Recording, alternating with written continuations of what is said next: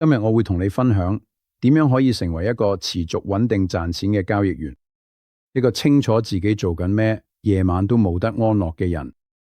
但有趣嘅地方㗎喇，大部分交易員都好似喺地圖咁爬山，佢哋根本唔知自己嘅旅程喺邊一個位置，佢哋唔知道下一個階段會係點，亦都唔知邊個陷阱等緊佢嘅結果係點。佢哋年復一年重複同樣嘅錯誤。但係如果你有一張地圖，一張清楚顯示每個交易員由新手到專業都要經過咗5個階段嘅地圖，咁你就會清楚知道自己喺邊，下一步係咩，仲有要點樣向前行。呢條片就係嗰張地圖，5個階段，每個階段都有症狀、陷阱同埋一個具體行動。而家我哋一齊行過每一個階段。第一階段就係你連自己唔知咩都唔知嘅時候，你帶住一個美好嘅信念入市。如果你揾到啱嘅入市形勢、啱嘅指標、啱嘅導師，你就會贏。呢個就係所謂嘅聖杯綜合症，以為有一樣嘢可以令你唔再輸錢。而第一階段最危險嘅地方就係新手運，一次隨機贏錢會令你以為自己有實力，多巴胺湧現。你個腦就學錯咗嘅，冒險就等於正確。加密貨幣令人成日攞住一夜暴富，外匯就會令你跌入槓桿陷阱，期權會用咗平價嘅價外合約引你落跌，好似好抵咁。跟住市場就會送你一份禮物，一個夠痛嘅回撤，令你清醒返。第一階段通常都係以現實一擊作結，快啲自我檢查下。如果你仲相信一個指標、一個導師或者一個完美入市位可以令你唔再輸錢，咁你就仲喺第一階段。你下一步就係用極細倉位、固定止蝕同固定風險做20次交易。你唯一嘅目標好簡單，你有冇跟足止蝕同倉位？唔係問自己有冇贏。第二階段就係你終於肯承認，好啦，其實我都唔知自己做緊咩。但大部分人唔係冷靜咁打好基礎，反而跌入一個循環不停換系統。你用一個方法試幾日，一遇到連輸幾鋪，你就覺得呢個方法唔掂，跟住你又去買新課程、新指標、新導師。你學得越多，反而越亂。呢個就係分析類，知識太多，但係完全冇行動。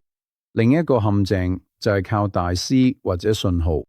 因為如果你同人哋冇單去做，輸咗都冇乜覺得係自己問題。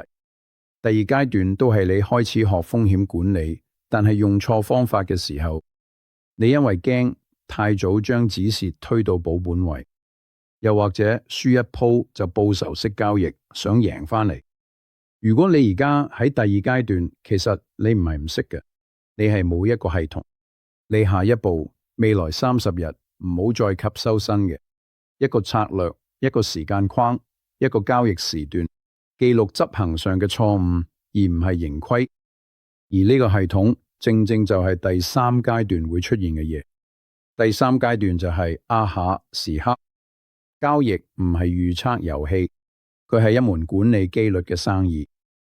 你唔再問呢單會唔會贏，你開始問，如果我重複做100次，呢個策略有冇正期望值？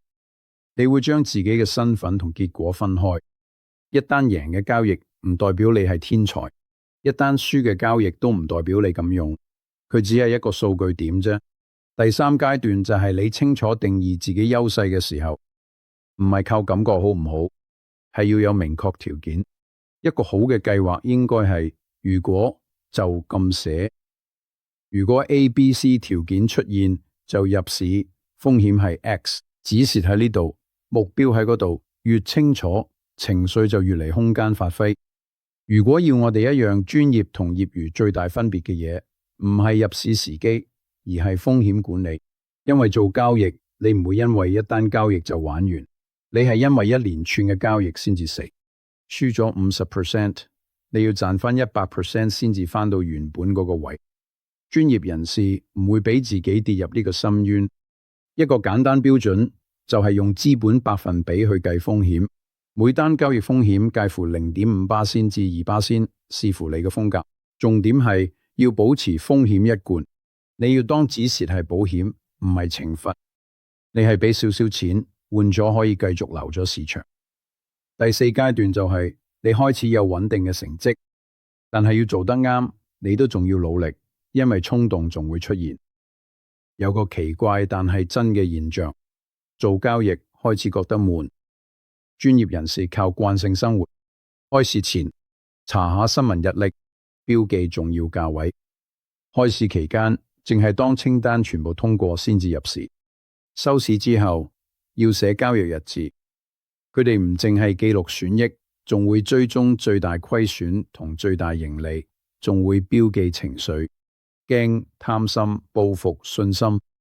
第四階段穩定勝過激烈。你做少啲嘅，但係每樣都做得啱，重複又重複。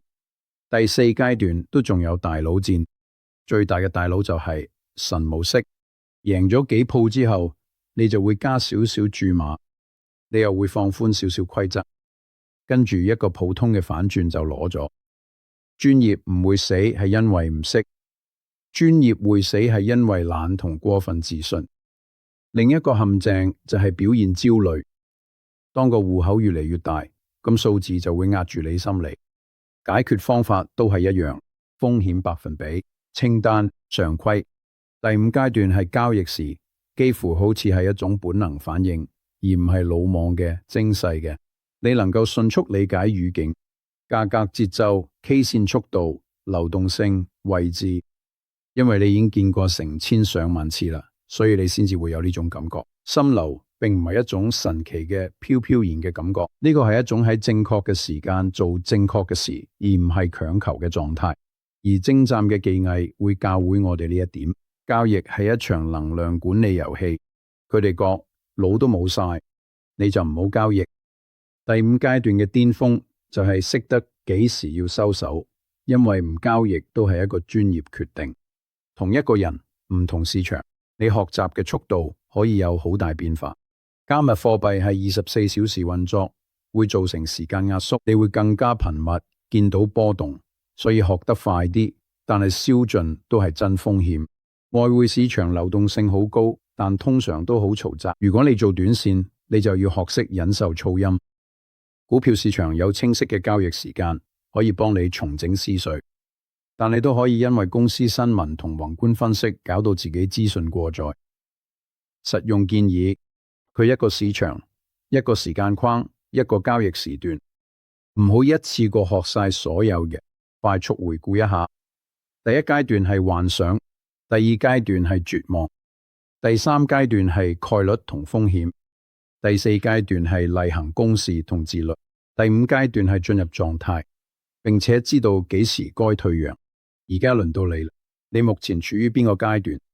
評論階段1至階段5。我哋下個視頻見，保持自律。